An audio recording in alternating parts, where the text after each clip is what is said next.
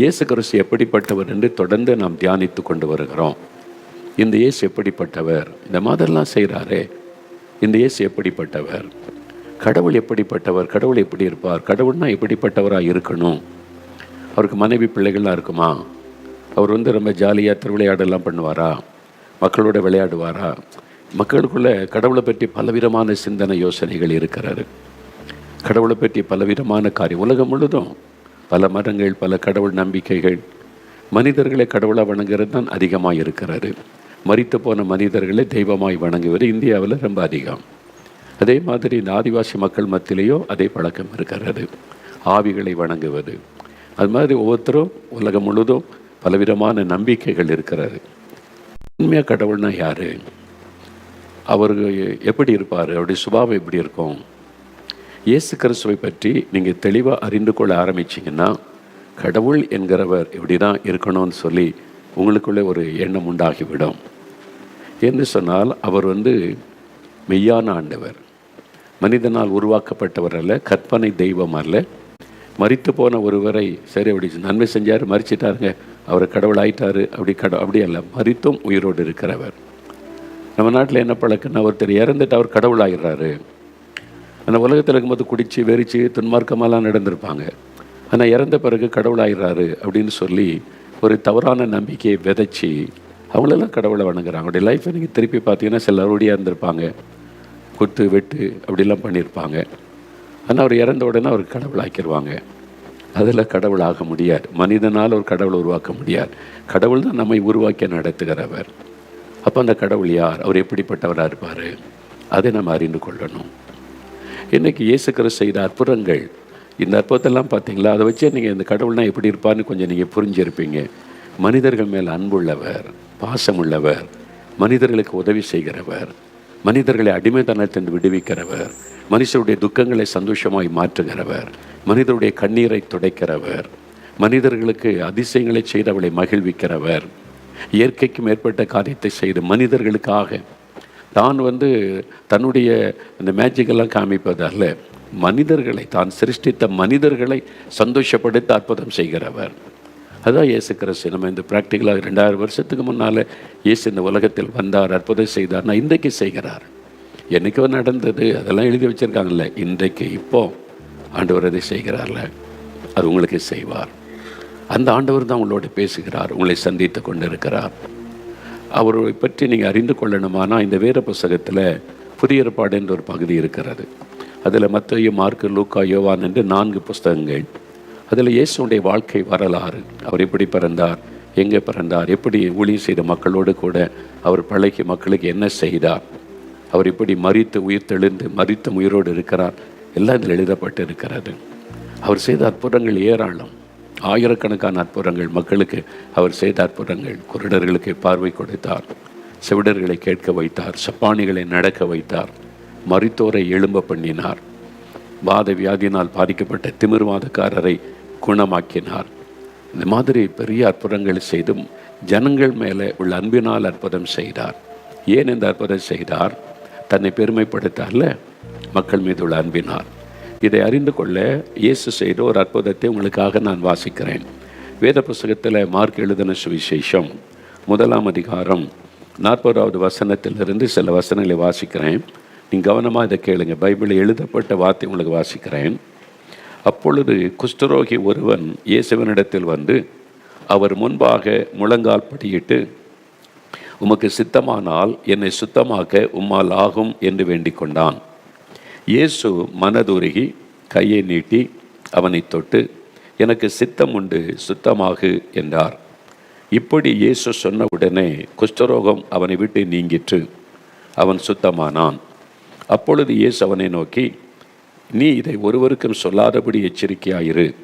ஆயினும் நீ போய் ஆசாரியனுக்கு உன்னை காண்பித்து, நீ சுத்தமானது நிமித்தம் மோசே கட்டளையிட்டு இருக்கிறவைகளை அவர்களுக்கு சாட்சியாக செலுத்து என்று கண்டிப்பாய் சொல்லி உடனே அவனை அனுப்பிவிட்டார். அவனோ புறப்பட்டு போய் இந்த சங்கதி எங்கும் விளங்கும்படியாக பிரசித்தம் பண்ண தொடங்கினான். அதனால் இயேசு வெளியரங்கமாய் பட்டணத்தில் பிரவேசிக்க கூடாமல் வெளியே வனாந்தரமான இடங்களில் தங்கியிருந்தார். எத்திசையிலும் இருந்து ஜனங்கள் இயேசுவனிடத்திற்கு வந்தார்கள். இங்கே இயேசு செய்த ஒரு அற்புதம். குஷ்டரோகி, தொழுநோயினால் பாதிக்கப்பட்ட ஒரு மனிதன், அவன் இயேசுவண்டை வருகிறான். முழங்கால் படியிட்டு இயேசுகிட்ட ஒரு வேண்டுதல் செய்கிறான். ஆண்டவரே, உமக்கு சித்தமானால் என்னை சுத்தமாக்க, இந்த குஷ்டரோக வியாதியிலிருந்து எனக்கு பூரண சுகம் கொடுக்க உம்மால் ஆகும் என்று அவன் ஒரு ஜெபம் செய்கிறான். இயேசு உடனே அவனை பார்க்கிறார். அவனை பார்த்த உடனே அவருக்குள்ளே ஒரு மனதுருக்கம். அவனை பார்த்து ஆண்டவர் மனதை உருகுகிறார். அவருடைய இருதயம் அவனுக்காய் பரிதபிக்கிறார். ஐயோ, இந்த நோய் அவனை எவ்வளவாய் பாதித்து வேதனையோடு இருக்கிறான் என்று ஆண்டவர் பார்த்து தன் கையை நீட்டி அவனை தொடுகிறார். எனக்கு சித்தம் உண்டு, சுத்தமாகுன்னு சொன்ன உடனே அவன் சுகமாகிவிட்டான். இந்த அற்புதத்தை இங்கே எழுதப்பட்டு இருக்கிறது. இயேசு கிறிஸ்துவின் நாட்களில் இந்த தொழுநோயினால், குஷ்டரோக வியாதியினால் பாதிக்கப்பட்ட மனுஷனுடைய நிலைமை ரொம்ப பரிதாபம். இப்போ நம்ம காலத்தில் தொழுநோய் மருத்துவமனைகள் பல இடத்துல இருக்கிறது. இந்த வியாதிக்கு சுகம் பெறணும்னு மருத்துவம் அவங்களுக்கு செய்யப்படுகிறதை பார்க்க முடிகிறது. இயேசுவின் நாட்கள் அப்படி இல்லை. இந்த தொழுநோயினால் ஒரு மனிதன் பாதிக்கப்பட்டு விட்டான் என்று கன்ஃபார்ம் ஆயிட்டேன்னா ஜனங்களோடு வாழ முடியாது. அவன் மனைவி பிள்ளைகளோடு இருந்தால் கூட, குடும்பமாக இருந்தால் கூட அவனை ஊரை விட்டு வெளியாக்கிடுவாங்க. ஊருக்குள்ளே வரக்கூடாது, சொந்தங்களை பார்க்கக்கூடாது, ஊருக்கு வெளியிலே புறம்பே தள்ளி காட்டுக்குள்ளே மலைப்பகுதிகளில் அவங்க இது மாதிரி தொழுநோயினால் பாதிக்கப்பட்டவங்க அங்கே கூட்டமாக 40 பேர் 50 பேர் பாதிக்கப்பட்டவங்க வசிப்பாங்க. அவங்க ஊருக்குள்ளே வரக்கூடாது. அவங்களுக்கான ஆகாரம் அவங்களுக்கு கொண்டு போய் கொடுக்கப்படும், தூரத்தில் வச்சுருவாங்க. அது மாதிரி அதை எடுத்துக்கொண்டு அவங்க சாப்பிட்டு கொண்டு அங்கே தான் இருக்கணும் சாகம் வரைக்கும். இனி அவங்களுக்கு அவ்வளோதான் என்கிற நிலைமை. தனிமைப்படுத்தப்பட்டுருவாங்க. அவன் ஊருக்குள்ளே வந்தால் கல் எடுத்து அடித்து விரட்டிடுவாங்க. இது தீட்டான வியாதி அப்படின்னு அந்த நாட்களில் கருதப்பட்டது. ஒருவேளை வெளியில், ஊருக்கு வெளியில் அவங்க இருக்கும்போது யாராவது அந்த வழியை வழிபோக்கர் போனால் இந்த வியாதி உள்ளவங்க உடனே தன் முகத்தை மூடணும், தன்னை முக்காடிட்டு கொண்டு அன்க்ளீன்னு சத்தமிடணும். தீட்டு, நான் தீட்டானவன் இங்கே இருக்கிறேன், இங்கே வராதுங்கன்னு அவன் சொல்லணும். உடனே இந்த வியாதி உள்ளவன் இருக்கிறான் என்று விலகி போயிடுவாங்க. இதுதான் அந்த நிலைமையில் அந்த காலத்தில் தொழுநோயினால் பாதிக்கப்பட்டவனுடைய நிலைமை. இப்படிப்பட்ட ஒரு மனிதன் இயேசுகிட்ட வருகிறான். இயேசுவை பற்றி அவன் கேள்விப்பட்டு இருக்கிறான். இயேசுன்னு ஒருத்தர் வந்திருக்கிறாராம், வியாதியஸ்தரெல்லாம் சுகமாக்குகிறாராம், பெரிய அற்புதம்லாம் செய்கிறாராம் அப்படின்னு கேள்விப்பட்ட உடனே இனிமேல் என் வாழ்க்கையை முடிஞ்சு போச்சு, நான் இந்த காட்டுக்குள்ளே மலைப்பகுதியில் சாகுமுறைக்கு இப்படி தான் நினச்சேன், இந்த இயேசுவை சந்தித்தாலாவது என் வாழ்க்கை ஒரு மாற்றம் உண்டாகிறாதா ஒரு ஏக்கம் இயேசுவை தேடிக்கொண்டு இருக்கிறான். அப்போ தான் இயேசுவை பற்றி இயேசு அந்த வழியாய் வருகிறான். மலையில் பிரசங்கம் பண்ணிட்டு இறங்கி வரும்போது தான் நடக்கிறது. மத்தேயு 8ஆம் அதிகாரத்திலும் இது எழுதப்பட்டு இருக்கிறாரு. அப்போ அவன் அந்த மலை குகையில், அந்த மலைப்பகுதியில் அங்கே தான் தங்கியிருந்திருக்கணும். அவன் வந்து இயேசுவுக்கு முன்னால் முழங்கால் பட்டியிட்டு ஒரு ஜெபம் செய்கிறான். உமக்கு சித்தமானால் என்னை சுத்தமாக்குமால் ஆகும். என்னை சுகமாக்கும், கட்டாயம் சுகமாக்குன்னு சொல்லலை, என்னை சுகமாக்குமாலே முடியும். நான் அற்புதங்கள் நீ செய்ததெல்லாம் கேள்விப்பட்டு இருக்கிறேன், நிறைய பேருக்கு அற்புதம் செய்திருக்கிறீங்க, அதெல்லாம் நான் கேள்விப்பட்டிருக்கிறேன். அப்போ உங்கள்கிட்ட வல்லமை இருக்கிற, என்னை சுகமாக்க உங்களால் முடியும், நான் விசுவாசிக்கிறேன். உங்களுக்கு சித்தமானால் என்னை சுகமாக்குங்க. ஏன்னா ஒருவேளை அவனுடைய பாவத்தை குறித்த உணர்வு, மனசாட்சி குற்றப்படுத்தி இருக்கும். நீ பாவம் செய்தனால உனக்கு இந்த வியாதி, அதனால் அப்படி இரு, அதுக்கெல்லாம் வராது அப்படி இயேசு சொல்லிடுவாரோ, அந்த எண்ணம் கூட இருந்திருக்கலாம். அதனால தான் நமக்கு சித்தமானால் அப்படின்ற வார்த்தையை சொல்லுகிறான். அப்போ இயேசு என்ன சொல்ல போகிறார் அப்படின்னு பார்க்கும்போது, இயேசு அவனை பார்க்கிறார், மனதுருகினார். எனக்கு சித்தம் உண்டு, நீ வியாதியோடு இருப்பதை நான் விரும்பலை அப்படின்னு சொல்லி அவனை குணமாக்கினார். இதுதான் இந்த அற்புதம். இந்த மனிதனை இயேசு பார்க்கும்போது மனது உருகுகிறார். ஏன்? அவனுக்குள்ளே சில பாதிப்பு இருக்கிறாரு. முதலாவது, அவனுடைய சரீரம் அந்த நோயின் நிமித்தமாய் பாதிக்கப்பட்டு காயங்களாக இருக்கிறாரு. தொழுநோயினால் பாதிக்கப்பட்ட மனிதர்களை பாருங்கள். எங்கள் ஊர் பக்கம் நேசரத்துலேருந்து சாத்தாங்குளம் போகிற வழியில் பேய்க்குளம் என்ற ஒரு இடம் இருக்கிறாரு. அங்கே இந்த தொழுநோய் மருத்துவமனை இருக்கிற அந்த காலத்திலேயே ஒரு நல்ல ஒரு கிறிஸ்தவ டாக்டர் இந்த மக்களுக்கு உதவி செய்யணும் இந்த ஆஸ்பத்திரியை ஆரம்பித்தாங்க. சபை மூலமாக, சிஎஸ்ஐ சபை மூலமாக ஆரம்பிக்கப்பட்டு நடத்தப்படுகிற ஒரு மருத்துவமனை இருக்கிறாரு. நாங்கள் வருஷந்தோறும் அங்குள்ள நோயாளிகளுக்கு புது உடை கிறிஸ்மஸ் டைமில் எடுத்து கொடுத்து, கிறிஸ்மஸ் விருந்தெல்லாம் கொடுத்து பார்த்து ஜெபித்து விட்டு வருவது வழக்கம். அநேக வருஷத்துக்கு முன்னால் ஒரு முறை நான் போயிருந்தேன். அங்கே போயிருந்த போது அங்கே உள்ள சில மக்கள் நாங்கள் உணவெல்லாம் கொடுத்த போது சிலரால் அந்த விரல் இல்லை, அவங்களுக்கு விரலே இல்லை. அந்த வியாதி அரித்து அரித்து அரித்து அந்த நோயினுடைய பாதிப்பு விரலே அவங்களுக்கு இல்லை. வெறும் மொட்டையார் எப்படி அள்ளி சாப்பிட்றதுக்கு விரல் இருக்கணுமே. நான் அவங்கள பார்த்தேன், நேரில் பார்த்தா அங்கே உள்ள டாக்டர்ஸ் என்ன செய்திருக்கிறாங்க, விரல் இல்லாத இந்த கையில் ஒரு ஸ்பூனை வச்சு கட்டி விட்டுறாங்க. அந்த ஸ்பூனை கட்டிடுறாங்க, அதை வச்சு அள்ளி அப்படி சாப்பிட்றாங்க. நம்ம இப்போ விரல் இல்லை, விரலெல்லாம் போய்விட்டார். சிலருக்கு காது இல்லை, அந்த நோய் அரித்து விட்டார். காலில் விரல் இல்லை, அந்த வியாதி அரித்து விட்டார். விரல் இல்லாதனால நமக்கு மூல பேலன்ஸை நடக்க முடியாது, பாதிப்பு. காது இல்லை, மூக்கில் சில பகுதிகள் இல்லை, பார்க்க ரொம்ப வேதனையாக இருக்கும். இந்த மாதிரி நம்ம போல மனுஷங்க தானே, அவங்க பிறக்கும்போது இப்படி தானே இருந்திருப்பாங்க. ஆனால் வியாதி இவ்வளோ பெரிய பாதிப்பை உண்டாக்கிட்டு அவருடைய சரீரத்தில் ஒரு காயம், பாதிப்பு. மனதுக்குள்ளே ஒரு பாதிப்பு இருக்கிறாரு. அவருடைய உள்ளம் காயப்பட்டு இருக்கிறாரு. ஏன்? சமுதாயம் அவனை புறக்கணித்து விட்டார். சொந்த குடும்பத்தார் புறக்கணிச்சிட்டாங்க. ஒருவேளை திருமணமாக இருந்த மனைவி இருந்திருப்பாங்க, ஒருவேளை பிள்ளைகளுக்கு கூட இருந்திருக்கலாம், அவருடைய பெற்றோர் கூட இருந்திருக்கலாம், யாருக்கு தெரியும். எல்லாரும் புறக்கணிச்சிட்டாங்க. இந்த வியாதி நிமித்தம் அவன் புறக்கணிக்கப்பட்டதுனால உள்ளத்துக்குள்ள ஒரு வேதனை. நான் ஏன் பிறந்தேன், நான் ஏன் இந்த மாதிரி வாழணும் என்பதெல்லாம் அவருடைய உள்ளத்தில் உண்டாக்கியிருக்கேன். உள்ளத்துக்குள்ள ஒரு பாதிப்பு, வெளியில் சரீரத்திலும் பாதிப்பு, அவனுடைய உள்ளத்துக்குள்ள இருதயத்திலும் பாதிப்பு. காயப்பட்ட ஒரு உள்ளம், பாதிப்பு காணப்படுகிறது. நான் இந்த தொழுநோய் மருத்துவமனைக்கு போயிருந்த சமயம் எல்லாருக்கும் நாங்கள் ட்ரெஸ் கொடுத்தோம், உணவெல்லாம் கொடுத்தோம். டாக்டர் சொன்னாங்க, சில பேஷண்ட்டால் நடந்துங்க வர முடியல, அங்கே படுக்கையில் இருக்கிறாங்க, அவங்கள நீங்கள் பார்த்து பேச முடியுமான்னு சொன்னாங்க. நான் வருகிறேன்னு சொல்லி உள்ளே போனேன். வரிசையாக அவங்க பெட்டெல்லாம் இருக்கும். அங்கே 2-3 பேரை நான் சந்தித்தேன். நேரில் போய் அவனுக்கு ட்ரெஸ் எல்லாம் கொடுத்த போது ரொம்ப சந்தோஷமாகி வாங்கி கொண்டாங்க. அதில் ஒரு சிறு பையன் இருந்தான், ஒரு 10-12 வயசு இருக்கும். அவன் அப்படியே முகத்தை மூடிக்கொண்டு படுத்து கொண்டான். டாக்டர் நாங்கள்லாம் போன உடனே முகத்தை மூடிக்கொண்டு அப்படியே படுத்து கொண்டான். டாக்டர் அன்பாக பேசினேன், தம்பி உன்னை பார்க்குறதுக்கு வந்திருக்காங்க பாரு, உனக்கு ட்ரெஸ் எல்லாம் கொண்டு வந்திருக்கிறாங்க பாருன்னா எழும்பவே இல்லை. பல நிமிட நேரம் டாக்டர் அன்பாக பேசி பார்க்குறாங்க, நானும் சொல்லி பார்க்குறேன். முகத்தை கவிழ்ந்து படுத்தவன் திரும்பவே இல்லை.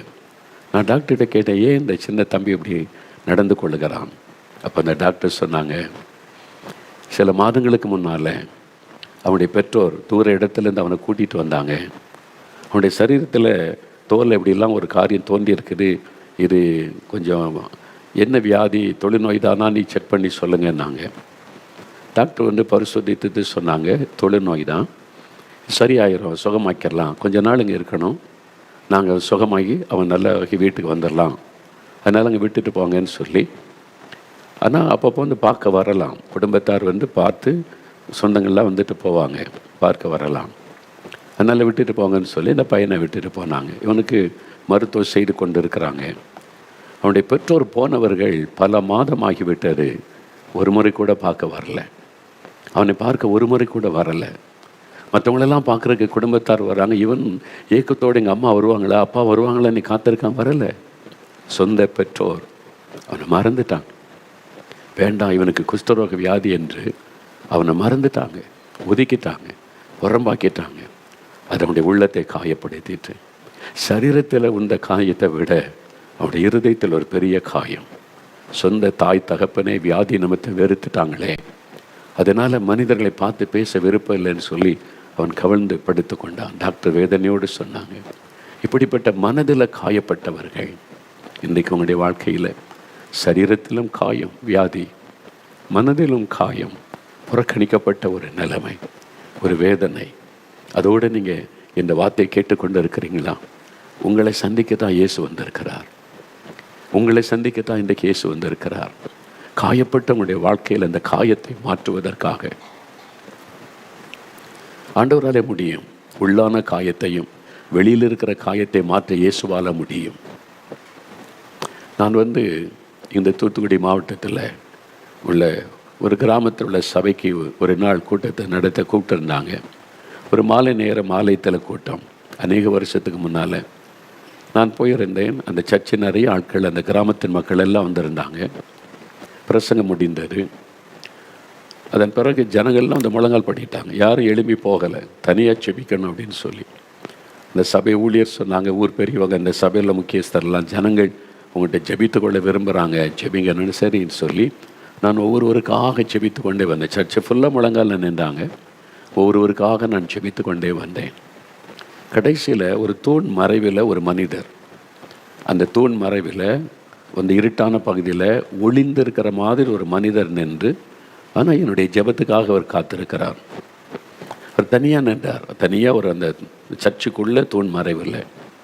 நான் எல்லாருக்கும் ஜெபிச்சுட்டு கடைசி அவர்கள் பக்கம் ஜெபிக்க திரும்பும்போது என் கூட வந்த அந்த சபை ஊழியராகட்டும், அந்த சபை பெரியவங்கெல்லாம் ஒதுங்கிட்டாங்க, பின்னால் போயிட்டாங்க. யாரும் என் கூட பக்கத்தில் வரல. அது வரைக்கும் கூடவே வந்தவங்க. எனக்கு ஒரு யோசனை, ஏன் அவங்க எல்லாம் பின்னால் போகிறாங்க அப்படின்னு. நான் அந்த மனிதர் பக்கம் நெருங்கின போது பயங்கரமான ஒரு துர்நாற்றம் வீசினது. ஏன் இந்த மாதிரின்னு சொல்லி கொஞ்சம் நான் கண்ணை ஏறெடுத்து அவரை பார்த்தேன்.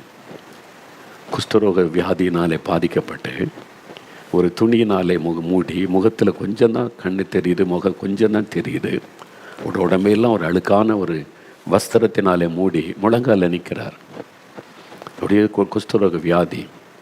அவருக்கு மருத்துவம் செய்யலை. அந்த வியாதினால் அப்படியே உடம்பெல்லாம் சில பகுதிகள் அழுகி இருக்கிறது. அதான் துர்நாற்றம்.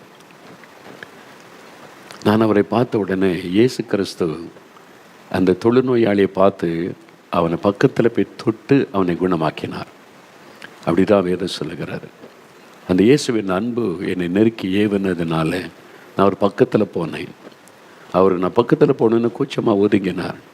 இல்லை பிரதர், நான் உங்களுக்கு ஜெபிக்கிறேன் அப்படின்னு சொல்லி பக்கத்தில் போனபோது அவர் என்னை பார்த்து சொன்னார், ஐயா, என் சுகத்துக்காக நீங்கள் ஜெபிக்க வேண்டாம் அப்படின்னு சொல்கிறார். என்னுடைய சுகத்துக்காக நீங்கள் ஜெபிக்க வேண்டாம். ஏன் அப்படி சொல்கிறீங்க, ஏன் அப்படி சொல்கிறார் அப்படின்னு ஆச்சரியமாக நான் பார்த்தேன். அவர் சொன்னார், இந்த வியாதி வந்ததுக்கு காரணம் என்னுடைய பாவங்கள். இந்த சர்ச்சைக்கு பக்கத்தில் தான் என் வீடு. நான் குடிச்சிட்டு குடிகாரனாக இருந்து சர்ச்சு நடக்கும்போது முன்னால் வந்து சத்தம் போடுவேன். சர்ச்சு நடக்கும்போது முன்னால் வந்து சத்தம் போடுவேன். போதகர் வந்து சொல்லி பார்த்தார், ஐயா சர்ச்சு நடக்குது, ஐயா கலாட்டா பண்ணாருங்க. நான் தெருவில் நிற்பேன், அப்படிலாம் பேசுவேன். ஊர் பெரியவங்க சொன்னாங்க, கேட்கல. எங்கள் அம்மா கையெடுத்து சொன்னாங்க, இதெல்லாம் பண்ணாத மகனேன்னு சொல்லி, கேட்கல. என் மனைவி சொன்னா கெஞ்சி நான் கேட்கல. யாருக்குமே நான் கேட்கல, செவி கொடுக்கல. குடிச்சிட்டு துன்மார்க்கனாக இதே தெருவில் அலைந்தேன். மனைவிக்கு துன்பம், பிள்ளைகளுக்கு துக்கம், தாய்க்கு துக்கம், யாருக்கும் கேட்க மாட்டேன். இஷ்டப்படி குடிச்சிட்டு நான் சம்பாதிக்கிறேன், நான் குடிக்கிறேன், திமிரா பேசுவேன், யாருக்கும் அடங்க மாட்டேன். பக்கத்தில் தாங்க வீடு. அவ்வளோ திமிரா அலைஞ்சேன் பாவத்தினால. குடிச்சு வெறிச்சு இந்த வியாதி வந்தது. நான் பாதிக்கப்பட்டேன். இப்போ என் வீட்டுக்குள்ளே கூட என்னை சேர்க்க மாட்டாங்க. எங்கள் வீட்டுக்கு வெளியில் மாடுகள் அடைகிற அந்த மாட்டு கொட்டகை இருக்கிறது. அதில் ஒரு பழைய கட்டில் அங்கே தான் என்னுடைய வாழ்க்கை. படுத்திருக்கிறேன். என்னை கொண்டு வந்து சாப்பாடெலாம் தந்துடுவாங்க வெளியில். வீட்டுக்குள்ளே நான் போக முடியாது. என் மனைவி, என் பிள்ளைங்கள் ஒருத்தரையும் பக்கத்தில் வர மாட்டாங்க. நான் இப்போ சாவேன்ற மாதிரி தான் அவங்களுடைய எதிர்பார்ப்பெல்லாம். நான் அப்படி தான் அந்த படுக்கையிலேயே என் லைஃப். அப்போ நான் நினச்சேன், பாவத்தெல்லாம் நினச்சி துக்கப்பட்டு நான் இந்த மாதிரி துன்மார்க்க நான் அலைஞ்சேன், பாவம் செய்கிறேன். அப்படி மனதுக்குள்ளே ஒரு காயம், பாவத்தினால் உண்டான காயம்.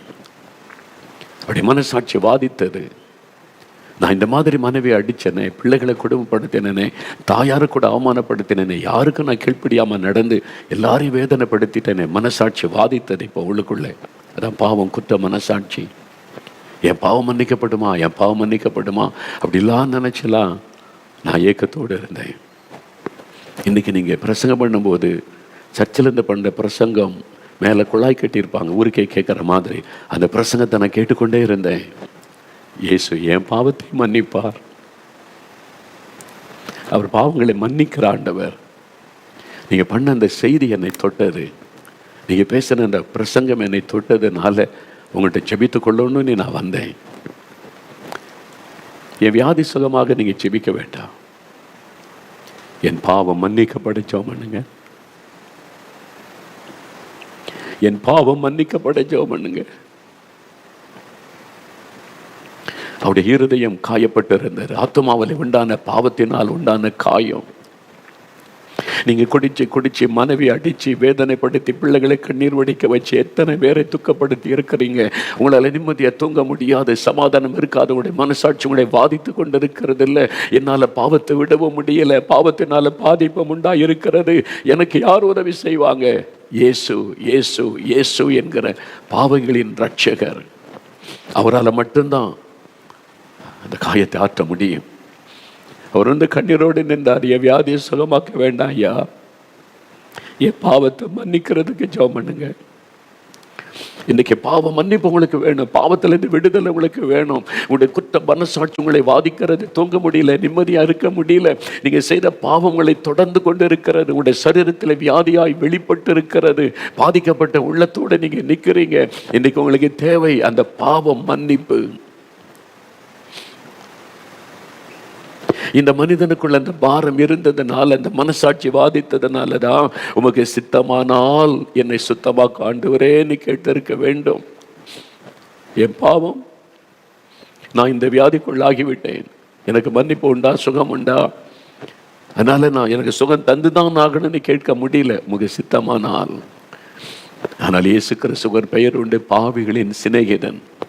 பாவம் செய்கிறவங்களை வெறுக்கிறவர் அல்ல ஆண்டவர், பாவிகளை நேசிக்கிறவர் ஆண்டவர். பாவத்தை வெறுக்கிறவர், பாவிகளை நேசிக்கிறவர். நீ குடிகாரன் என்று குடும்பத்தார் புறக்கணிக்கலாம், இயேசு புறக்கணிக்க மாட்டார். நீ ஒரு துன்மார்க்கன் என்று குடும்பத்தார் உங்களை ஒதுக்கலாம், இயேசு உங்களை ஒதுக்க மாட்டார்.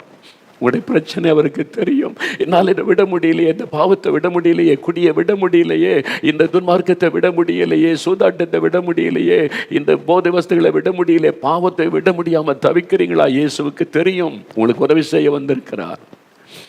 நீங்க செய்ய வேண்டியது, நான் பாவி ஆண்டவரே என்னை மன்னியும், இந்த பாவத்தில் எனக்கு ஒரு விடுதலை தாரும், என் உள்ளத்துக்குள்ள சமாதானம் இல்லை, நிம்மதி இல்லை, என் இருதயம் காயப்பட்டு இருக்கிற பாவத்தினால சமாதானம் இல்லாமல் தவிக்கிறேன். இயேசு கிறிஸ்துவின் ரத்தம் சகல பாவங்களை நீக்க நம்மை சுத்திகரிக்கும். இயேசு கிறிஸ்துவின் ரத்தத்தினால் நமக்கு சமாதானத்தை அவர் உண்டாக்கினார் என்று வேத வசனங்கள் சொல்லுகிறது. என்னுடைய சமாதானத்தை உனக்கு தருகிறேன், வருத்தப்பட்டு பாரம் சுமக்கிறவர்களே எல்லாரும் என்னிடத்தில் வாருங்கள், நான் உங்களுக்கு இளைப்பாறுதல் தருகிறேன். உன்னுடைய காயங்களை மாற்றி இளைப்பாறுதல் சமாதானத்தை நான் தருகிறேன். உனக்கு எந்த பாதிப்பு இருந்தால் என்னிடத்தில் வா என்று ஆண்டவர் அழைக்கிறார். யாரையும் அவர் புறம்பே தள்ள மாட்டார். அந்த இயேசு உங்களோடு பேசுகிறார். உங்களுடைய பாவத்தின் பாதிப்பு உங்களுக்கு தெரியுதில்லை, நீங்க செய்த பாவத்தினால் உண்டான பாதிப்பு உங்களால உணர முடிகிறதில்லை. ஆமா, என்னால முடியுது, என்ன பரிகாரம், என்ன செய்யறது, யார் மன்னிப்பாங்க? பணம் கொடுத்த பாவ மன்னிப்பை வாங்க முடியாது, தான தர்மெல்லாம் செய்து பாவ மன்னிப்பை வாங்க முடியாது. பாவத்தை உணர்ந்து மனம் திரும்பினா பாவிகளின் ரட்சகர் இயேசு உங்களை மன்னிக்க ஆயத்தம். அவர் தான் பாவத்துக்கு பரிகாரி. அவர் உங்களை பார்த்து மனதுருகுகிறார். என் மகனே, என் மகளே, நான் உன்னை மன்னிக்க ஆயத்தம், உனக்கு சமாதானம் கொடுக்க ஆயத்தம். இன்னைக்கு ஆண்டவரிடத்தில், இயேசுவே என்னை மன்னியும், என் பாவங்களை மன்னியும் அப்படி கேட்கும்போது அவர் மன்னித்து ஒரு மெய்யான சமாதானம். அவருக்காக ஜெபித்து முடித்த போது அவர் ஒரு பெரிய சந்தோஷம், என் பாவத்தை இயேசு மன்னிச்சிட்டார் என்ற மகிழ்ச்சியோடு அந்த ஆலயத்தை விட்டு அவர் போனார். அதுக்கு தான் இயேசு வந்தார். இதுதான் மனுஷனுடைய மிகப்பெரிய பிரச்சனை. இப்ப ஆண்டவர் பாருங்க, அவன் மேல மனதுருகுகிறார், அவனை பார்த்து மனதுருகுகிறார். மனதுருகி அவன் கிட்ட போய் அவனை தொட்டு குணமாக்குகிறார். வசனம் சொல்லுகிறாரு, தன் கையை நீட்டி அவனை தொட்டு. சீஷர்கள் எல்லாம் ஒருவேளை ஒதுங்கி இருப்பாங்க. நம்ம இயேசுவோட வந்த மக்கள் எல்லாம் ஐயோ தீட்டுள்ளவன் என்று எல்லாம் ஒதுங்கி இருப்பாங்க. இயேசு நினைச்சா தூரத்துல இருந்து அவனை குணமாக்கி இருக்கலாம். எனக்கு சித்தம் உண்டு, நீ சுத்தமாக மகனே அப்படின்னு சுகமாக்கின பிறகு கூப்பிட்டு பேசி இருக்கலாம். இல்லை, அவன் வியாதியோடு தீட்டான வியாதி என்ற மனிதர்கள் சொல்றாங்களே, அப்படி இருக்கும்போது இயேசு பக்கத்துல போய் அவனை தொட்டு, அவன் கூட நடுங்கியிருப்பான். இயேசுவே பக்கத்துல வர்றீங்களா, என்ன தொடுறீங்களா, நான் தீட்டானவன், நான் உன்னுடைய தகப்பன், நான் உன்னுடைய தகப்பன், நீ என்னுடைய மகன், என்னுடைய பிள்ளை, நான் தானே உன்னை சிருஷ்டித்திருக்கிறேன், நான் உன்னை தொடுவதனால் அந்த தீட்டெல்லாம் என்னை பாதிக்காது. இயேசு தொட்டால் தீட்டெல்லாம் மாறிவிடும். இயேசு தொட்டால் சாபமெல்லாம் நீங்கிவிடும். இயேசு தொட்டால் தோஷமெல்லாம் நீங்கிவிடும். அவர் பக்கத்தில் வந்து அவனை தொட்டார். அவனை தொட்டு குணமாக்கினார். தூரத்தில் நின்று குணமாக்கல, பக்கத்தில் வந்து அவனை தொட்டார். கூசாமல் அவனை தொட்டு, எனக்கு சித்தமுண்டு மகனே, நீ சுத்தமாகன்னு சொல்லி குணமாக்கினார். இப்போ அவனுடைய ஆண்டவர் அவனுக்கு சித்தம் உண்டுன்னு சொல்லி பக்கத்தில் போய் தொட்ட உடனேயே அவனுடைய உள்ளத்தில் இந்த காயம் நீங்கி விட்டார். எல்லாரும் என்னை தீட்டானவனை ஒதுக்குறாங்க, இவர் என் பக்கத்தில் வந்து என்னை தொடுகிறாரே. என் சொந்த குடும்பத்தார் கூட பக்கத்தில் நெருங்கலை, என்னை பக்கத்தில் வரவிட மாட்டாங்க, இவர் என் பக்கத்தில் வந்து என்னை தொடுகிறாரே. யாரும் என்னை தொட மாட்டாங்க, என்னுடைய தகப்பன், தாய், என்னுடைய மனைவி, என் பிள்ளைங்க, என் குடும்பத்தார், உறவுகள் ஒருத்தரும் என்னை தொட மாட்டாங்க, நான் தீட்டானவன். ஆனால் இவர் வந்து என்னை தொடுகிறாரே. அதுதான் கடவுள். அவர் தான் கடவுள். அவர் தான் நம்மை சிருஷ்டித்த ஆண்டவர். அவர் தான் நமக்கு தகப்பன், நம்முடைய பரம தகப்பன். நம்மை பிள்ளைகளைப் போல நேசித்ததுனால அவர் வந்து தொடுகிறார். ஆண்டவர் தொட்டு சித்தமுண்டு சுத்தமாகினார். உடனே குஷ்டரோகம் நீங்கிட்டு சுகம் பெற்று விட்டார். இன்றைக்கும் ஆண்டவர் அந்த அற்புதம் செய்கிறார். இன்றைக்கும் ஆண்டவர் அற்புதம் செய்கிறார். சில ஆண்டுகளுக்கு முன்னால் ஒரு ஏழை மனிதர் என்னை பார்க்க வந்தார். நான் அவரை அழைத்து என் ஆஃபீஸில் உட்கார வைத்து பேசி கொண்டிருந்தேன். அவர் சொன்னார், ஐயா, நீங்கள் வட இந்தியாவில் கிராமத்தில் ஆலயமில்லாத மக்களுக்கு சர்ச்செல்லாம் கட்டி கொடுக்குறீங்கன்னு நான் அறிந்தேன். நானும் வட இந்தியாவில் இந்த ஏழை மக்களுக்கு ஒரு ஆலயம் கட்டி கொடுக்கணும்னு நான் ஏவப்பட்டு கொஞ்சம் காணிக்க கொண்டு வந்திருக்கிறேன்.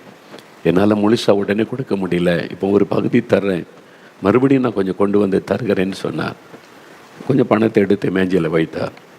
நான் அவரை பார்த்தேன். சாதாரண ஒரு மனிதர், பெரிய வசதி உள்ளவராக தெரியலை. இவ்வளோ பணம் கொண்டு வந்து நீங்கள் என்ன வேலை செய்கிறீங்கன்னு கேட்டேன். நான் வந்து கொத்தனார் வேலை செய்கிறேன் ஐயா, கட்டடங்கள் கட்டுற அந்த வேலை தான் செய்கிறேன். தினம் வேலைக்கு போனால் கூலி கிடைக்கும். இவ்வளோ பணத்தை கொண்டு வந்து இந்த பணம் ஏது? அவர் சொன்னார், என்னுடைய மகனை படிக்க வைக்கணும்னு எனக்கு விருப்பம், காலேஜில் படிக்க வைக்கணும். அதனால் நான் கொஞ்சம் கொஞ்சமாக சேர்த்து வச்சுருந்தேன் இந்த பணத்தை பேங்கில் போட்டு. அந்த பணம் தான் இது. இப்போ உங்கள் மகன் என்ன படிக்கிறான்? இந்த வருஷம் +2 முடிக்கிறான். அடுத்து இப்போ இனிமேல் காலேஜுக்கு போகணும். காலேஜ் படிக்க தானே வச்சுருக்கீங்க இந்த பணத்தை, அதை எதுக்கு இங்கே கொண்டு வந்தீங்க? எனக்கு அதை எடுக்கிறதுக்கு விருப்பம் இல்லை. அவர் சொன்னார், ஐயா, ஆண்டவர் அவனை படிக்க வைப்பார், ஆண்டவர் உதவி செய்வார். ஆனால் இந்த பணத்தை அந்த ஏழை மக்களுக்கு அந்த கிராமத்தில் சர்ச்சு கட்ட இதை பயன்படுத்துங்கன்னார். ஏன் என்று கேட்டேன். உங்களுக்கு ஏன் ஆண்டவர் மேலே, இயேசு மேலே அவ்வளோ அன்பு? அவர் பேசுகிற விதம், இயேசுவின் மேலே ஒரு பெரிய அன்பு. ஏன் நீங்கள் இவ்வளோ சேர்த்து வச்சுருந்த காசெல்லாம் பகையனை படிக்க வைக்கிற காசை கொண்டு வந்து ஆண்டவருக்காக செலவு பண்ணுங்கன்னு சொல்கிறீங்களே, ஏன்? அப்போ அவர் ஒரு காரியம் சொன்னார்.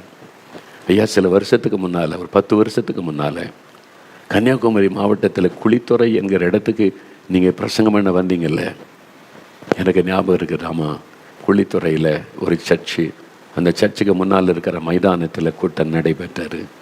ஆமாம், ஞாபகம் இருக்குது. கடைசி நாள் கூட்டம் நடந்த ஒரு மழை வந்ததில்லை. ஆமாம், நான் பிரசங்க ஆரம்பித்து ஒரு 10 நிமிஷத்தில், ஒரு 10-15 நிமிஷத்தில் மழை வர ஆரம்பிச்சிட்டு. ஆமாம், அந்த நேரத்தில் நீங்கள் உடனே மேடையிலேருந்து ஜெபிக்க ஆரம்பிச்சிங்க. ஆமாம், மழை வந்துட்டு ஜனங்களை நனைகிறாங்கன்னு உடனே இதுக்கு மேலே அந்த மக்களை நம்ம வந்து மழையில் நனைய வைக்க வேண்டாம்னு உடனே ஜெபிக்க ஆரம்பித்தோம். அப்போ அந்த கூட்டத்தில் எனக்கு ஒரு அற்புதம் நடந்தது. என்ன அற்புதம்னு கேட்டேன். நீங்கள் மேடையில் பிரசங்கம் பண்ணி ஜெபம் நடத்தும் போது சொன்னீங்க, இந்த கூட்டத்துக்கு பின்னால், இந்த மைதானத்துக்கு வெளியில் ஒரு மரத்தடியில் ஒரு மனிதன் நிற்கிறத நான் பார்க்குறேன். அவன் தொழுநோயினால், குஷ்டரோக வியாதியில் பாதிக்கப்பட்டு நிற்கிற இயேசு கிறிஸ்து உன்னை பார்க்குறாரு. அவருடைய கரம் உன்னை தொட்டு குணமாக்குது. இயேசு உன்னை தொடுகிறார், குணமாக்குறான்னு நீங்கள் சொன்னீங்க. நான் திருப்பி யோசித்து பார்த்தேன் அதை. ஆமாம், எனக்கு ஒரு சில வருஷங்களுக்கு முன்னால் நடந்தது. ஆமாம், எனக்கு ஞாபகம் இருக்குது. நல்ல மழை. ஆண்டவர் சொன்னார், மக்களுக்காக உடனே ஜெபம் பண்ணு, ஜனங்கள் தாகத்தோடு வந்திருக்கேன், ஜெபம் பண்ணி அவங்கள ஆசீர்வதித்து அனுப்பணுன்னு ஜெபிக்க ஆரம்பித்தேன். அப்போ ஆண்டவர் மைதானம் முழுதும் ஜனங்கள், மைதானத்துக்கு வெளியில், மைதானத்தை தாண்டி வெளியில் ஒரு மரத்துக்கு அடியில் ஒரு மனிதன் நிற்கிறத ஆண்டவர் எனக்கு காண்பித்தார்.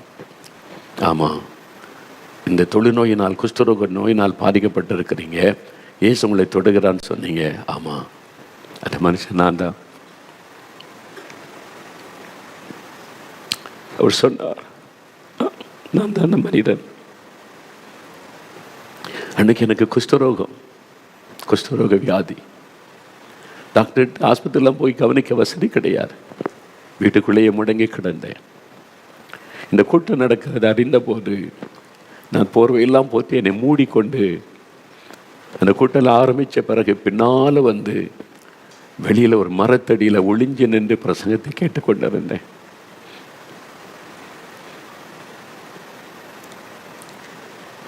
அப்போதான் உங்க மூலமா ஆண்டவர் பேசினார். உங்க மூலமா ஆண்டவர் பேசி என்னை வெளிப்படுத்தி என்னை பற்றி சொல்லி தொட்டு என்னை குணமாக்கினார். இப்போ பாருங்க, குஷ்டரோகம் வந்த அடையாளமே இல்லை ஐயா. எனக்கு இந்த வியாதி வந்த அடையாளமே இல்லை. 100க்கு 100 சுகம், நல்ல சுகமா இருக்கிற ஐயா. இயேசு இயேசு என்னை குணமாக்கிட்டான். இன்னைக்கு நான் வேலை செய்கிறேன், உழைக்கிறேன், நானே சம்பாதிக்கிறேன். அந்த இயேசு வியாதியே இல்லாமல் என்னை மாற்றி சுகமாக்கி இருக்கிறார். அதனால தான் நான் அவரை நேசிக்கிறேன். அவருக்காக தான் இதை கொடுக்கிறேன். இதை வச்சு சர்ச்சை கட்டி கொடுங்க. இன்னும் கொஞ்சம் பணம் கொண்டு வரேன் ஐயா, நான் சேர்த்து என் மகனை ஆண்டவர் படிக்க வைப்பார். அவர் சொன்ன வார்த்தை, இயேசு கிறிஸ்து அற்புதமான, இயேசு கிறிஸ்து அற்புதமான ஆண்டவர். மனிதர்கள் மேல பாசமுள்ள ஒரு ஆண்டவர். எனக்கு அதை கொடு, இதை கொடு, அங்க வா, இங்க வா, இதை செய், அதை செய், அப்படி கேட்கிறவர் அல்ல. நான் உனக்கு உதவி செய்கிறேன், நான் உன்னை குணமாக்குகிறேன், நான் உனக்கு அற்புதம் செய்கிறேன். உள்ளான காயத்தை மாற்றுகிறார், சரீரத்தில் இருக்கிற வெளி காயத்தை மாற்றுகிறார், பூரண சுகத்தை ஆண்டவர் தருகிறார். இந்த மனிதனுக்கு ஆண்டவர் கொடுத்தார். அவருடைய உள்ளம் காயப்பட்டிருந்தது. அதனாலதான் பக்கத்தில் போய் அவனை தொட்டார். இயேசு பக்கத்தில் போய் அவனை தொட்ட போது அவனுடைய உள்ளத்தில் இந்த காயம் மாறினது. நான் ஒதுக்கப்பட்டவன், புறக்கணிக்கப்பட்டவன், மனிதர்களால், சமுதாயத்தால் ஒதுக்கி வைக்கப்பட்டவன். அந்த வேதனை மாறினது. இயேசுவை தொட்டு சுகமாக்கின போது சரீரத்தில் இருந்த காயங்கள் எல்லாம் நீங்க எல்லாம் புதிதாய் காணும். மொட்டையாயிருந்த விரல் புது விரலாய் மாறி இருக்க வேண்டும். வியாதியினால் அரிக்கப்பட்டு அந்த மொட்டையாயிருந்த விரல் புதுசாக வளர்ந்திருக்கணும். ஆண்டவர் அற்புதமாய் புதிதாக்கி விட்டார். இந்த சகோதரர் சொன்னார், இப்ப கையை பாருங்க, என் காலை பாருங்க, முகத்தை பாருங்க, குஷ்டரோக வியாதி வந்த அடையாளமே இல்லை. இயேசு 2000 ஆண்டுகளுக்கு முன்பாக அற்புதம் செய்த இயேசு இன்றைக்கும் உயிரோடு இருக்கிறார். இன்றைக்கும் அற்புதம் செய்கிறார். இன்றைக்கும் அதே விதமாய் மனிதர்களை நேசிக்கிறார், உங்களை நேசிக்கிறார். எதனால் அவர் இந்த அற்புதம் செய்கிறார்? எப்படி அவரால் மாத்திரம் இந்த அற்புதம் செய்ய முடிகிறது தெரியுமா? அவர் அந்த சிலுவையிலே காயப்பட்டார். நம்முடைய காயங்களை மாற்ற அவருடைய சரீரம் நொறுக்கப்பட்டது, சரீரம் காயப்படுத்தப்பட்டது, கைகளில் ஆணி அடிக்கப்பட்டது, கால்களில் ஆணி அடிக்கப்பட்டது, சரீரம் எல்லாம் வாடினால் அடித்து கிழிக்கப்பட்ட அவருடைய சரீரமே நொறுக்கி காயமாக்கப்பட்டது. நம்முடைய சரீரத்தில் உண்டாயிருக்கிற வலிகள், வேதனைகள், நோய்களை மாற்றி குணமாக்குவதற்கு சிலுவையிலே தன்னை அடிக்கப்பட நொறுக்கப்பட ஒப்பு கொடுத்தார். நம்முடைய உள்ளான காயத்தை மாற்றுவதற்கு அந்த சிலுவையில் அவருடைய உள்ளம் காயப்படுத்தப்பட்டது. பொய்யான குற்றச்சாட்டை சொல்லி பரிகசிக்கிறாங்க, ஏளனம் பண்றாங்க, கேவலமா பேசுகிறாங்க. அவருடைய இருதயம் காயப்படுத்தப்பட்டது. நம்முடைய காயங்களை புரிந்து கொள்ளுகிற ஒரு ஆண்டவர், நம் வேதனைகளை விளங்கி கொள்ளுகிற ஒரு ஆண்டவர். அவர் அந்த வழியாய் கடந்து போனார், அதற்கு தன்னை அர்ப்பணித்துக் கொண்டார். அதனாலதான் பாவத்திற்கு பரிகாரி இயேசு, சாபத்துக்கு பரிகாரி இயேசு, நம்முடைய வேதனைக்கு பரிகாரி இயேசு. அவர் சிலுவையிலே நமக்காக பரிகாரமாக எல்லாவற்றையும் செய்து முடித்து விட்டார். இனி நீ கஷ்டப்பட வேண்டாம் மகனே, மகளே. நீ உன்னை வருத்தப்படுத்திக் கொள்ள வேண்டாம், நீ செலவு பண்ண வேண்டாம், நீ உன் சரீரத்தை வேதனைப்படுத்திக் கொள்ள வேண்டாம். நடந்து நடந்து உன் கால்களில் எதுக்கு ரத்தம்? நான் உனக்காக சிந்திவிட்டேன், நீ சிந்த வேண்டாம். நீ எதற்காக இதெல்லாம் சுமந்து சுமந்து சுமந்து உன்னை வேதனைப்படுத்திக் கொள்கிறாய்? நீ உன்னை வேதனைப்படுத்திக் கொள்ளாத. நான் உனக்கு பதிலாக சிலுவையில வேதனைகளை அனுபவித்து முடித்து விட்டேன். என் பிள்ளைகளை நான் குணமாக்கணும், சுகமாக்கணும், விடுதலை கொடுக்க வேண்டும் என்று உனக்காகத்தான் அத்தனை வேதனைகளை சிலுவையில நான் அனுபவித்தேன். இனி நீ உன்னை வேதனைப்படுத்திக் கொள்ளாத, காயப்படுத்திக் கொள்ளாத. நீ என்னிடத்திலே வா, நான் உனக்கு இளைப்பாறுதல் தருகிறேன். உன் பாவத்தை மாற்றி சமாதானம் தருவேன், உன் நோய்களை குணமாக்கி நல்ல ஆரோக்கியம் தருவேன் ஆண்டவர் சொல்லுகிறார். அந்த இயேசுகிட்ட, அந்த இயேசுவை விசுவாசித்து இந்த மனிதனை போல, இயேசுவே ஆண்டவரே என்னை சுகமாக்குமால் ஆகும், எனக்கு உதவி செய்யுங்க, எனக்கு ஒரு அற்புதம் செய்யுங்க. நீங்க கேட்டா இன்றைக்கே செய்வார், இப்போ செய்வார். அப்படியே முழங்கால் படியிடுங்க. இருக்கிற இடத்துல முழங்கால் படியிட்டு, நீங்கள் வீட்டில் இருந்தால் எங்க இருக்கீங்களோ அங்கே முழங்கால் படியிட்டு இயேசுக்கு முன்னால அவன் வந்து முழங்கால் படியிட்டு தன்னை தாழ்த்தி, ஆண்டவரே உமக்கு சித்தமானால் என்னை சுத்தமாக்கும். இயேசு அவனை பார்த்து மனதுருகினார். உங்களை பார்த்து இயேசு மனதுருகுகிறார். நான் ஒரு குடிகார ஆண்டவரே, நான் போதை வஸ்து பயன்படுத்தி எங்கள் அப்பா அம்மாவை துக்கப்படுத்தி கொண்டு இருக்கிறவன். ஐநோ, எனக்கு தெரியும் உன்னால் பாவத்தை விட முடியவும் இல்லை, பாவத்தினால பாதிக்கப்பட்டும் இருக்கிறாய். உன்னை பற்றி எனக்கு தெரியும். உனக்காக மனதுருகுகிற ஆண்டவர், சிலுவையிலே உனக்காக அடிக்கப்பட்டவர், நொறுக்கப்பட்டவர், சிலுவையிலே தன்னை பலியாய் கொடுத்தவர், தன் ரத்தத்தை எல்லாம் சிந்தினவர். அவருடைய ரத்தத்தினால் உன்னை பாவமறு கழுவி சுத்திகரிக்க, விடுதலை கொடுக்க உன்னை சந்தித்து கொண்டிருக்கிறார். இன்னைக்கு ஆண்டவரை பார்த்து சொல்லு, இயேசுவே என் பாவத்தை மன்னிங்க, இந்த பாவத்திலிருந்து விடுதலை கொடுங்க, மதுபானத்திலிருந்து போதை வஸ்திலிருந்து என்னால் விட முடியலையே, விடுதலை கொடுங்க. அவங்களுக்கெல்லாம் 38 வருஷம் குடியில் இருந்த சகோதரனுக்கு விடுதலை கொடுத்தீங்களே, எனக்கு விடுதலை கொடுங்க ஆண்டவரேன்னு கேளுங்க.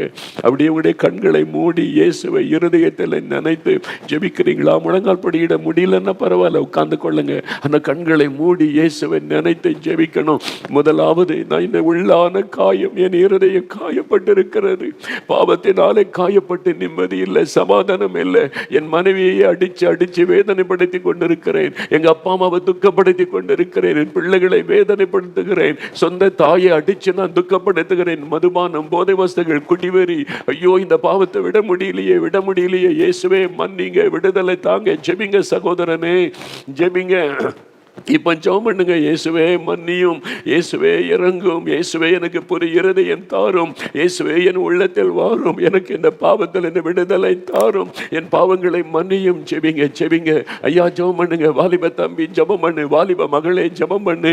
என்னால் விட முடியலையே, இந்த பாவம் என்னை பாதித்து விட்டதே, என் குடும்பத்தையே பாதிக்குது, எல்லாரும் நிம்மதி இல்லாமல் இருக்காங்களே, என்னால் என் குடும்பமே பாதிக்கப்பட்டு போச்சுதே, தூங்க முடியல, நிம்மதி இல்லை, மனசாட்சி பாதிக்குது. இயேசுவே இன்னைக்கு ஒப்பிடுங்க. இயேசுவே எனக்காக மரிச்சீங்களே, என் பாவத்தை சிலுவையில் சுமந்தீங்களே, என்னை மன்னிச்சிருங்க, என் உள்ளத்துல வாங்க, நீங்க இருதயத்தை கழுவுங்க, உங்க ரத்தத்தினால கழுவுங்க, என்னை பரிசுத்தப்படுத்துங்க. ஜெபிங்க சகோதரா, ஜெபிங்க சகோதரி, ஜெபிங்க. எனக்கு அன்பான வாலிப தம்பி, வாலிப மகளே ஜெபம் பண்ணு. இயேசுவே மன்னியும், இயேசுவே என் உள்ளத்திலே வாரும், இயேசுவே என் இருதயத்தை கழுவும், இந்த பாவத்தில் இருந்து விடுதலை தாரும். ஜெபம் பண்ணுங்க. கண்களை மூடி ஒரே ஒரு நிமிடம் ஜெபம் பண்ணுங்க. இயேசுவே கூப்பிடுங்க. இயேசுவே மன்னிச்சிருங்க.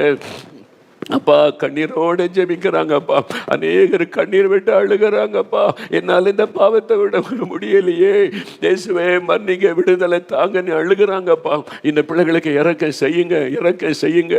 மனதொருக்கமுள்ள தேவனே, இவங்களுக்காக நீங்க சிலுவையில மரித்ததை நினைத்தருளுங்க, சிலுவையில காயப்பட்டதை நினைத்தருளுங்க, ரத்தம் சிந்தினதை நினைத்தருளுங்க. இந்த கொடிய பாவத்திலிருந்து விடுதலை கொடுத்துருங்கப்பா, குடி பழக்கத்திலிருந்து விடுதலை கொடுங்கப்பா, இந்த போதை விடுதலை கொடுங்கப்பா. ஐயோ இந்த போதைக்கு அடிமைப்பட்டு ஊசி வைத்து குத்தி தன் சரீரத்தை காயப்படுத்தி நிற்கிற இந்த வாலிப தம்பிக்கு விடுதலை கொடுங்க ஆண்டவரே. வீட்டுக்கு தெரியாம ரகசியமாய் போதை மருந்துகளை சாப்பிட்டு சரி உள்ளத்திலே பாதிக்கப்பட்டு ஜெபிக்கிற இந்த மகளுக்கு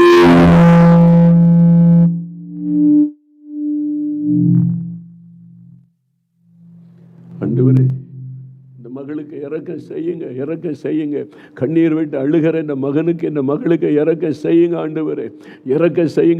ஜெபி மகளே, ஜெபி மகனை, ஜெபம் பண்ணு. இயேசு உன் பக்கத்தில் தான் இருக்கிறார். இயேசு உன்னை தேடி உன் பக்கத்தில் தான் வந்திருக்கிறார். அவருடைய கரமன் மீது வைக்கப்படுகிறது. இப்போ அவருடைய ரத்தத்தின் வல்லமை உனக்குள் இறங்குகிறது. இயேசு கிறிஸ்துவின் ரத்தம் சகல பாவங்களை நீக்க நம்மை சுத்திகரிக்கும். அந்த ரத்தத்தின் வல்லமை உனக்குள் இறங்கி கொண்டு இருக்கிறது. ஆண்டவரே மன்னியும், ஆண்டவரே என்னை கழுவும், இயேசுவே என்னை மன்னியும், இயேசுவே எனக்கு விடுதலை தாரும். உன்னுடைய கண்ணீரின் ஜெபத்தை ஆண்டவர் கேட்கிறார். இயேசுவே என் உள்ளத்தில் வாரும். இருதயத்தில் கை வைத்து ஜெபம் பண்ணு மகனை, மகளே ஜெபம் பண்ணுங்க. இயேசுவே என் உள்ளத்தில் வாங்க, எனக்கு சமாதானம் தாங்க, விடுதலை கொடுங்க. இன்னைக்கு இயேசு கிறிஸ்து அநேகருக்கு பாவத்தின் வல்லமையிலிருந்து விடுதலை தருகிறார். உள்ளான காயத்தை மாற்றுகிறார். சமாதானமற்ற உள்ளத்தில் மெய்யான சமாதானத்தை தருகிறார். பாவ கட்டிலிருந்து விடுதலை தருகிறார். இப்போ அவருடைய கரம் உங்கள் மேல வைக்கப்பட்டு கொண்டு இருக்கிறது. கொண்டு இருக்கிறது. இயேசுவே உமக்கு ஸ்தோத்திரம். என்னை மன்னிக்கிறதற்காய் ஸ்தோத்திரம். உள்ளத்திலே வருகிறதற்காய் ஸ்தோத்திரம். உம்முடைய ரத்தம் என்னை கழுவுகிறதற்காய் ஸ்தோத்திரம். என் ஆண்டவரை துதிங்க, ஆண்டவரை துதிங்க. இயேசுவே ஸ்தோத்திரம்னு சொல்லுங்க. இயேசுவே உம்முடைய ரத்தம் என்னை கழுவுகிறதற்காய் நன்றி. விடுதலை தருகிறதற்காக உமக்கு நன்றி. ஆண்டவருக்கு நன்றி சொல்லுங்க, நன்றி சொல்லுங்க. அவருடைய ரத்தம் உங்களை கழுவி கொண்டு இருக்கிறது. அற்புதம் செய்யணும், அற்புதம் செய்யணும். வியாதியஸ்தர்கள் சுகம் அடையணும், மரண கட்டுகள் மாறணும், பிசாசின் கிரியைகள் அழியணும், பில்லி சூனிய வல்லமை அழிந்து விடுதலை உண்டாகணும். ஆண்டவரே பரிசுத்தத்தில் வளரணும், ஆவிக்குரிய அனுபவத்தை கொடுக்கணும், அபிஷேகத்தினால நிரப்பி பலப்படுத்துங்க. கடன் பிரச்சனையிலிருந்து அவங்களுக்கு விடுதலை கொடுங்க.